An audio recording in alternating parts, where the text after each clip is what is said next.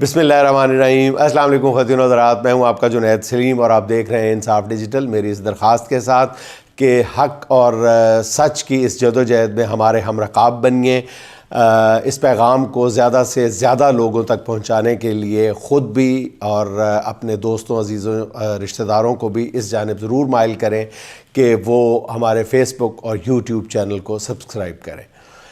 ناظرین، عرض یہ کرنا تھی کہ قوموں کے عروج و زوال کی تاریخ پر ایک نظر ڈالیں، پتہ چلے گا کہ وہی قومیں ترقی کی منازل طے کر پائیں جہاں ضابطوں کی پابندی کی جاتی ہے، جہاں قانون اور دستور کا احترام کیا جاتا ہے، جہاں اخلاقیات کو عزیز رکھا جاتا ہے اور انصاف کرتے ہوئے بڑے چھوٹے کی تمیز نہیں کی جاتی۔ مگر ایسی قومیں جہاں چند افراد اور ان کے مٹھی بھر ہواری ریاست پر سوار ہو جائیں، جہاں چند لوگوں کی انا کی تسکین کے لیے ہر ضابطے اور ہر اخلاقی روایت کو توڑ مروڑ دیا جاتا ہو، جہاں انصاف کرنے والے ادارے اور منصف جو ہیں وہ طاقتوروں کے کاسا لیس بن جائیں، تباہی ان کا پھر مقدر بن جایا کرتی ہے۔ تاریخ کی کتاب کھلی پڑی ہے مگر سبق سیکھنے والا شاید کوئی نہیں ہے۔ انتخابات میں دھاندلی ایسا جرم، ایسی کھلی ناانصافی ہے جو ملک کو لے کے بیٹھ جاتی ہے۔ جمہوریت صرف دکھاوا ہو اور جہاں پہ الیکشن محض دھوکہ دہی ہو تو وہی ہوتا ہے جو ان دنوں پاکستان میں ہو رہا ہے۔ فرد اور اداروں کا غلطی کر دینا کوئی عجب بات نہیں ہے، کوئی اچنبے کی بات نہیں ہے۔ مسئلہ اس وقت بنتا ہے جب منصف کی کرسی پر بیٹھے ہوئے لوگ قومی ترجیحات پر ذاتی مفادات کو ترجیح دینے لگ جاتے ہیں اور طاقتوروں کی قانون شکنی کو قوم کا مقدر سمجھ کر چپ ہو کر بیٹھ جاتے ہیں۔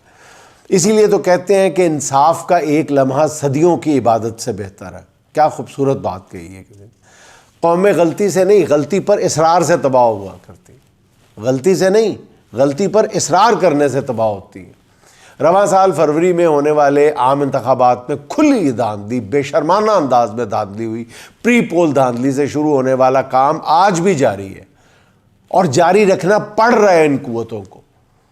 جھوٹ اور ظلم جو ہے وہ کبھی بھانج نہیں ہوا کرتے ناظرین، یہ بچے جنتے ہیں اور آکٹوپس کی طرح اپنی زد میں آنے والے ہر چیز کو ہڑپ کر جاتے ہیں۔ اب دھاندلی کو چھپانے کے لیے، یوں کہیے کہ حرام کو حلال ثابت کرنے کے لیے ایڑی چوٹی کا زور لگایا جا رہا ہے۔ قانون بدل دیے گئے، ججز بدل دیے گئے، عدالتیں بدل دی گئی، ٹریبیونلز کے دانت نکال دیے گئے، جو رکاوٹ رہ گئی اسے بدلنے کی کوشش جاری ہے۔ مگر دھاندلی کا تعفن ہے کہ بڑھتا ہی چلا جا رہا ہے۔ حق مانگنے والوں پر آبویسلی گولیاں چلائی جا رہی ہیں، مگر دھاندلی کا تعفن ہے کہ کم ہونے کا نام نہیں لے رہا۔ ملک کی گاڑی ظلم اور نا اتفاقی کی دلدل میں ایسی دھس چکی ہے کہ نکلنے کا نام نہیں لے رہی، لیکن کسی کو فکر ہی نہیں ہے۔ یہی اصل مسئلہ ہے۔ اب کوئی حکمرانوں کو بتائے کہ طاقت سے ملک چلتے تو دکھائی دیتے ہیں، گھسٹتے تو دکھائی دیتے ہیں، لیکن ترقی کرتے کبھی نظر نہیں آئیں گے آپ کو۔ کبھی کوئی ملک زور زبردستی اور دھاندلی کے بلبوتے پر ترقی کرتا ہوا نظر نہیں آئے گا۔ ہاں، چلتا ہوا گھسٹتا ہوا نظر ضرور آ سکتا ہے۔ نوجوان طبقہ ناظرین اس وقت ملک کے مستقبل سے مایوس ہے۔ کتنی بڑی بدقسمتی کی بات ہے۔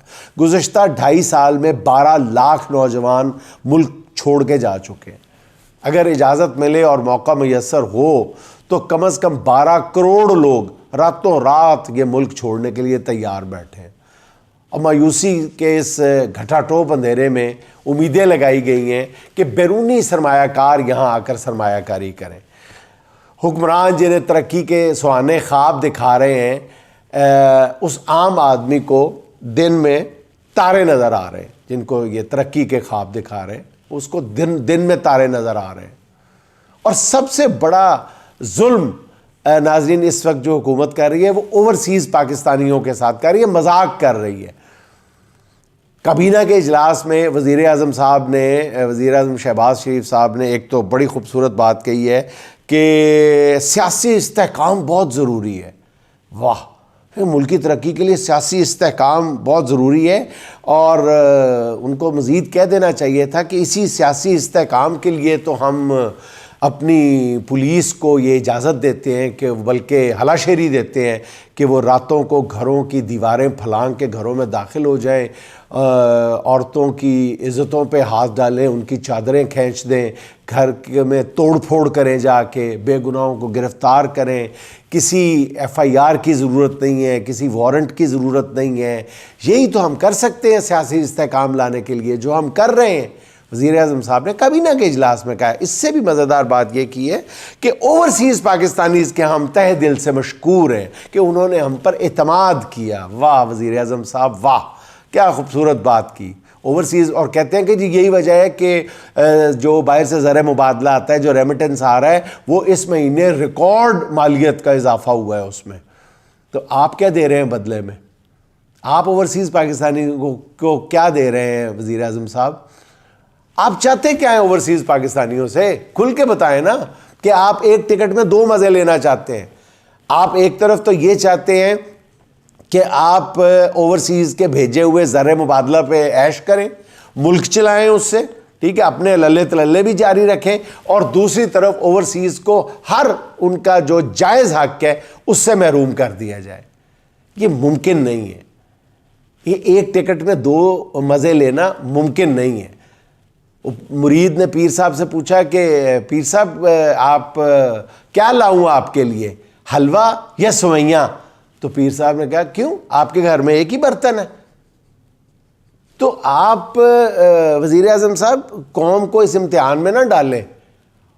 اوورسیز کو، قوم کو، جو یہاں رہ رہے ہیں وہ بھی، اور جو بیرون ملک مقیم ہے ان کو بھی، ان کے جائز حقوق آپ کو دینے پڑیں گے. پھر ہی ملکی ترقی کا خواب پورا ہو سکتا ہے. ایویں باتوں سے، آپ کی پھیکی سی تقریر سے یہ ملک ترقی نہیں کر سکتا. اچھا ناظرین، اب سوال یہ پیدا ہوتا ہے کہ اب کریں تو کیا کریں؟ ملک جس جگہ پر آ کے اٹک گیا ہے اس کے آگے تو اب صرف خاکم بدہن، میرے منہ میں خاک، خانہ جنگی رہ گئی ہے. اب فیصلہ سازوں کی انائیں اتنی بڑی ہو گئی ہیں کہ ان کے سامنے قومی مفاد کی کوئی حیثیت بچی نہیں ہے. اور جیل میں بیٹھے شخص کی مقبولیت کے خوف نے مخالفین سے اصل میں سوچنے سمجھنے کی صلاحیت چھین لی ہے، اور عوامی رد عمل سے ڈرے ہوئے فیصلہ ساز ایسے فیصلے کر رہے ہیں جس سے ملک جو ہے وہ مزید پستیوں میں گر رہا ہے. عمران خان کی مخالفت میں اسٹیبلشمنٹ نے ایسی ایک سیاسی لاش کندھے پہ اٹھا لی ہے جس کا بوجھ بڑھتا ہی چلا جا رہا ہے، تعفن بھی ناقابل برداشت ہوتا جا رہا ہے. عمران خان اور اسٹیبلشمنٹ کی اس لڑائی میں کوئی بھی آنکھ جھپکنے کی عیاشی مول نہیں لے سکتا.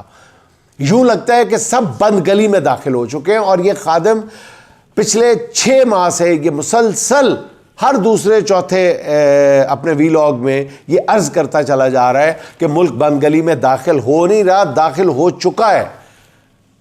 اب پیچھے ہٹے بغیر، ایک ایک قدم پیچھے ہٹے بغیر اس کا کوئی راستہ نہیں ہے اس دلدل سے نکلنے کا، اس بند گلی سے نکلنے کا. اب ایک فریق کو اپنی مادی طاقت پہ ناز ہے تو دوسرے کو اپنی عوامی طاقت پر. ایک دوسرے پر بے اعتمادی کی فضا نے معاملہ جو ہے وہ مزید گمبھیر بنا دیا. اس پس منظر میں ناظرین، سابق وزیر اطلاعات فواد چودھری نے ایک سیاسی فارمولہ پیش کیا ہے. آپ کو فواد چودھری سے میری طرح لاکھ اختلافات ہو سکتے ہیں، ان کے سیاسی کردار کے بے شمار ناقد ہو سکتے ہیں میری طرح. ان سارے اعتراضات کو اور تنقید کو ایک طرف رکھ کے ذرا ان کے پیش کردہ فارمولے پہ غور کیا جانا چاہیے. تو اس میں سب سے اس فارمولے میں جو ایک اچھی بات ہے وہ یہ ہے کہ سب کے لیے ون ون صورتحال ہے یا اس کا امکان موجود ہے. فواد چودھری کے فارمولے کے مطابق تمام سٹیک ہولڈرز آمادہ ہوں تو زیادہ سے زیادہ 1 سال کے اندر موجودہ صورتحال سے نکلا جا سکتا ہے. یعنی اس ون ون سچویشن میں بھی کم از کم ملک کو اس دلدل سے نکالنے کے لیے بقول فواد چودھری، میں بار بار عرض کر رہا ہوں، جن سے مجھے بھی اختلاف ہو سکتا ہے، آپ کو بھی ہو سکتا ہے، لیکن ان کی کہی ہوئی بات پر غور ضرور کیا جانا چاہیے. مجھے اس فارمولے سے جزوی اتفاق ہے، کلی اتفاق نہیں ہے. آپ فارمولہ ایک دفعہ سن لیں، ان کا ضرور سنا جانا چاہیے. مطلب فواد صاحب کہہ رہے ہیں کہ اگر درد دل موجود ہو تو ملک کی فکر اور ملک کی فکر ہو تو سٹیک ہولڈر جب مل بیٹھیں گے تو پھر اس فارمولے سے کوئی اچھی صورتحال برآمد ہو سکتی ہے. مگر کوئی سوچے تو، کوئی ذاتی مفادات سے اوپر اٹھ کر فیصلہ کرے تو.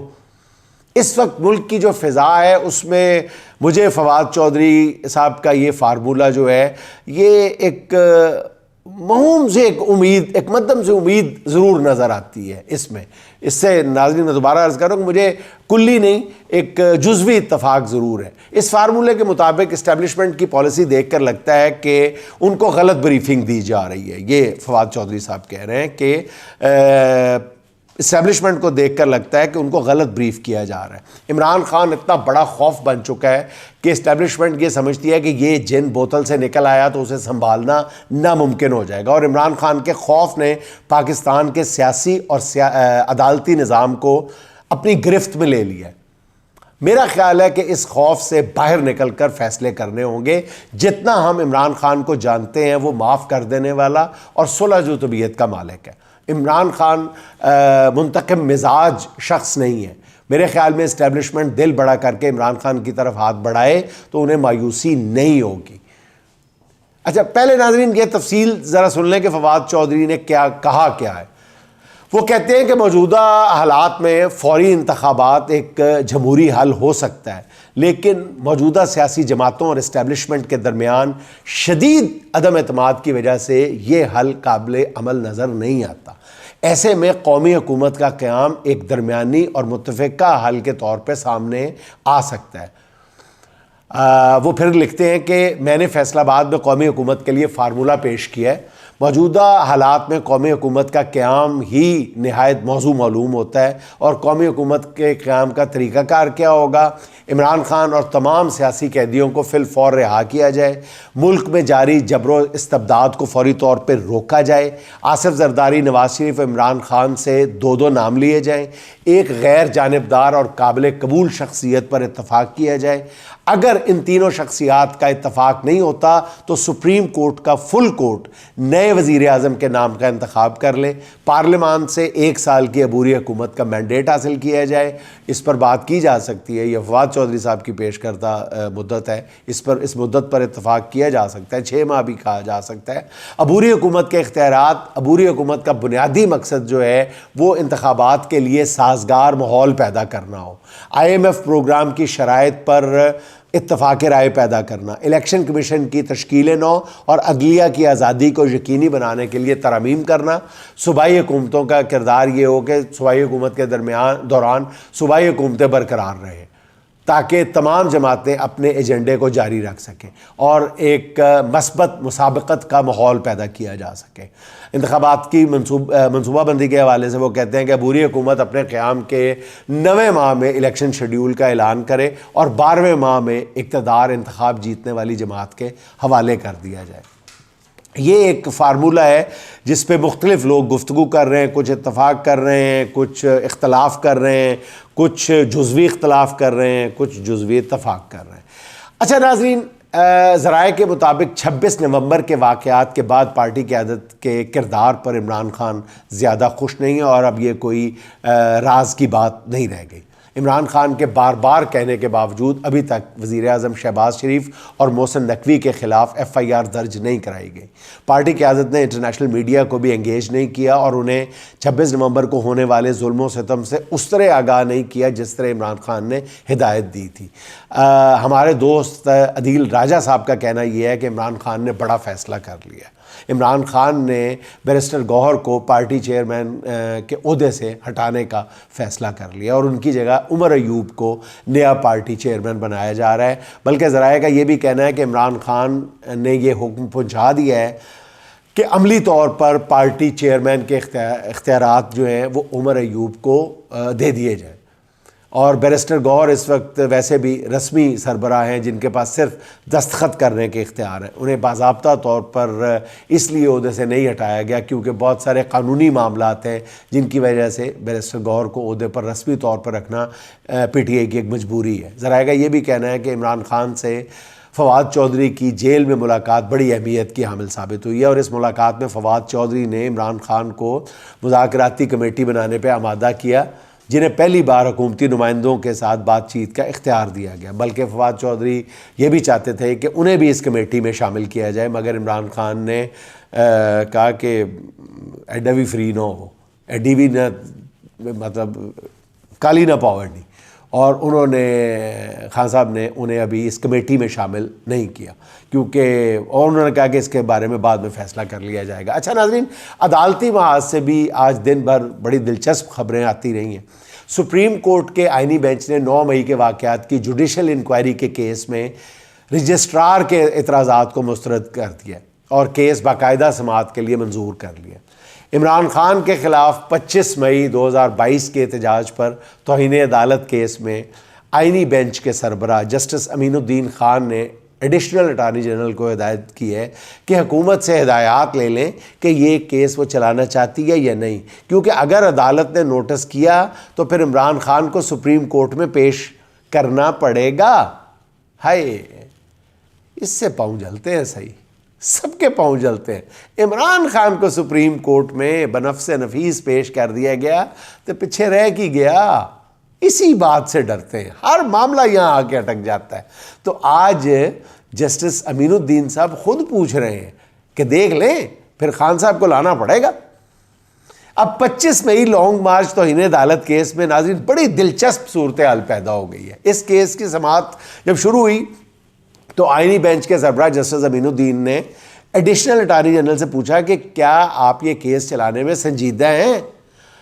اس پہ ایڈیشنل اٹارنی جنرل نے کہا کہ جی ہم سنجیدہ ہیں۔ اس موقع پہ جسٹس امین الدین نے کہا کہ اس کیس میں عمران خان کو عدالت کے سامنے پیش کرنا ہوگا، آپ حکومت سے پوچھ لیں کہ ان کو کوئی مسئلہ تو نہیں۔ جس پر ایڈیشنل اٹارنی جنرل بالکل جیسے نہیں سکتے میں بندہ آ جاتا ویسے سکتے میں آ گئے، انہوں نے کہا جی میں اس پر حکومت سے ہدایات لے لوں پھر میں بتاتا ہوں۔ آئینی بینچ کے سربراہ نے کیا شاندار فیصلہ کیا، سبحان اللہ، کیا کہنے۔ مطلب معلوم انسانی تاریخ میں جب سے عدالتیں معرض وجود میں آئی ہیں کم از کم جسٹس امین الدین جیسا قابل اور محترم منصف پیدا ہی نہیں ہوا۔ یعنی کیس سننے سے پہلے ہی انہیں حکومتی مشکلات کا احساس تھا، اور انہوں نے یہ دیکھتے ہوئے پہلے ہی پوچھ لیا کہ ہمارے کیس چلانے سے کئی حکمرانوں کے لیے کوئی مشکل تو نہیں پیدا ہو جائے گی، اس لیے وہ پہلے ہی بتا رہے ہیں کہ اب کیا کر رہے ہیں۔ ماشاءاللہ، کیا عدل ہے، کیا منصف ہے۔ اور حالات ایسے ہیں ناظرین کہ کوئی بھی بندہ جو ہے وہ کوئی بھی بات کہنے سے جھجک نہیں رہا، ڈر نہیں رہا، جو منہ میں آتا ہے بول دیتا ہے، کہ پکڑ ہی نہیں ہونی کسی کی۔ بس دیکھیں، میں اگلے روز طلال چودھری صاحب کو ٹی وی پہ سن رہا تھا کہ وہ کہہ رہے تھے کہ نوجوانوں کو ہماری باتیں نہ جانے کب سمجھ آئیں گی، یہ عمران خان کا ایک کلٹ ہے جس نے ذہنی طور پہ سب کو غلام بنایا ہوا ہے، ان لوگوں کو ہماری باتیں پتہ نہیں کب سمجھ آئیں گی۔ حضور والا طلال چودھری صاحب دا گریٹ، پہلی بات تو یہ ہے کہ آپ کی بات سمجھنے والی ہے ہی نہیں ہے، آپ کی بات میں گمراہی ہے، آپ خود گمراہ ہیں۔ رب کعبہ کی قسم کھا کے کہتا ہوں کہ آپ لوگ خود گمراہی کا شکار ہیں، اور پھر آپ یہ کہتے ہیں کہ نوجوان گمراہی کا شکار ہے۔ اور ہمارا نوجوان ہی تو سیدھے راستے پہ چلنا چاہتا ہے، وہ تلاش رہا ہے وہ راہیں جو سیدھا راستہ ہے وہ اسی پہ چلنا چاہتا ہے، آپ لوگ نہیں چلنے دے رہے۔ دوسری بات یہ کہ آپ کو سمجھانا نہیں آتا، اب گئے وقتوں کی ماؤں کی طرح سمجھاتے ہیں، ہر وقت وہی آپ کا رٹا رٹایا پرانا دقیانوسی انداز ہے بات کرنے کا، اب وہ نہیں چلے گا۔ آپ نے بہت قوم کو بیوقوف بنا لیا، اب آپ کو بدلنا پڑے گا۔ وہ بچہ ماں سے پوچھتا، آپ کا وہی سٹائل ہے، بچہ ماں سے پوچھتا ہے کہ اماں یہ اونٹ اتنا بڑا کیسے ہو جاتا ہے؟ تو ماں ہمارے پرانے وقتوں کی ماں کہتی ہے بیٹا اس لیے کہ وہ وقت پہ کھانا کھاتا ہے، بڑوں کا کہنا مانتا ہے، ہوم ورک کرتا ہے۔ آپ اسی انداز میں جو ہے وہ پرانی ماؤں کی طرح بات سمجھانے کے قائل ہیں۔ تو پہلے تو آپ کی بات میں وزن پیدا کرنا ہوگا، اور پھر دوسرا سمجھانے کا انداز بدلنا ہوگا۔ اچھا ناظرین، آخر میں آپ کے ساتھ ایک ایسی شخصیت کی ٹویٹ شیئر کرنا چاہتا ہوں جس شخصیت کو ہم سب بہت زیادہ عزت اور احترام کے ساتھ دیکھتے ہیں. ہمارے ذہنوں میں ان کا ایک بہت ہی محترم سا ایک سایہ ایک آتا ہے، ہیولا آتا ہے ان کا نام سنتے ہی. پی ٹی وی کی نیوز کاسٹر ماپارہ صفدر، آپ کو یاد ہوگا، ان کا چہرہ بھی یاد ہوگا. ماپارہ صفدر صاحبہ نے ٹویٹ کی ہے کہ میں نے یہ پوچھ کر سرکاری طور پر 7 دن کے لیے چین جانے کی کیا ضرورت پڑ گئی، کیا غلط کیا، جبکہ آئی ایم ایف کہتا ہے کہ انتظامی اخراجات کم کرو، مگر اپنے دورے سیر سپاٹے کے زمرے میں آتے ہیں. میں نے بہت بے ادبی کر دی. کل سے ان کا یعنی سوشل نون لیگ کا کل سے ان کا سوشل میڈیا میری ٹرولنگ کر رہا ہے. کل سے 150 ایسوں کو بلاک کر چکی ہوں جنہیں لگتا ہے انتہائی گری ہوئی ماں بہن کی گالیاں دینے کی تربیت دی گئی ہے. میرے لیے یہ جاننے کا بہت اچھا موقع تھا جو لوگ یہ کہتے ہیں کہ پی ٹی آئی نے نوجوانوں کو بد تہذیب بنا دیا ہے. انہیں علم ہی نہیں ہے کہ مسلم لیگ والے بہت آگے نکل چکے ہیں، تمیز کہیں دور رہ گئی ہے. پتہ چلا 3 طرح کے لوگ مسلم لیگ کو سپورٹ کر رہے ہیں. ناظرین، ماپارہ صفدر نے یہ جسٹ نکال دی ہے، جنہوں کہتے ہیں ارک کٹ دیتا ہے. ماپارہ صفدر صاحبہ نے بھی ارک نکال بالکل آپ کے سامنے رکھ دیا ہے. کیا خوبصورت بات انہوں نے کہی ہے. ماپارہ صفدر کہتی ہیں اپنی ٹویٹ میں کہ پتہ چلا 3 طرح کے لوگ مسلم لیگ کو سپورٹ کرتے ہیں: درباری سیاست میں یقین رکھنے والے، کئی پشتوں سے خوش آمدی اور کرپشن سے مستفید ہونے والے، سوشل میڈیا کے تنخواہ دار کام کرنے والے. اس ٹویٹ کے بعد 150 کی تعداد میں مزید اضافہ ہو جائے گا، کیونکہ کسی کے پاس بات کرنے کے لیے نہ علم ہے، نہ توفیق ہے، نہ سلیقہ ہے. اور ناظرین، آخر میں وسیم بریلوی کے 2 اشعار موجودہ حکمرانوں کے نام: آتے ہیں آنے دو یہ طوفان کیا لے جائیں گے، آتے ہیں آنے دو یہ طوفان کیا لے جائیں گے، میں تو جب ڈرتا کہ میرا حوصلہ لے جائیں گے، میں تو جب ڈرتا کہ میرا حوصلہ لے جائیں گے. جس زمین پہ میں کھڑا ہوں وہ میری پہچان ہے، جس زمین پہ میں کھڑا ہوں وہ میری پہچان ہے. آپ آندھی ہیں تو کیا مجھ کو اڑا لے جائیں گے، آپ آندھی ہیں تو کیا مجھ کو اڑا لے جائیں گے. آپ بس کردار ہیں اپنی حدیں پہچانیے، آپ بس کردار ہیں اپنی حدیں پہچانیے، ورنہ پھر ایک دن کہانی سے نکالے جائیں گے، ورنہ پھر ایک دن کہانی سے نکالے جائیں گے. ناظرین، خوش رہیں، خوش رکھیں. آپ سے ملاقات ہوگی انشاءاللہ اگلے ولاگ میں. اللہ حافظ.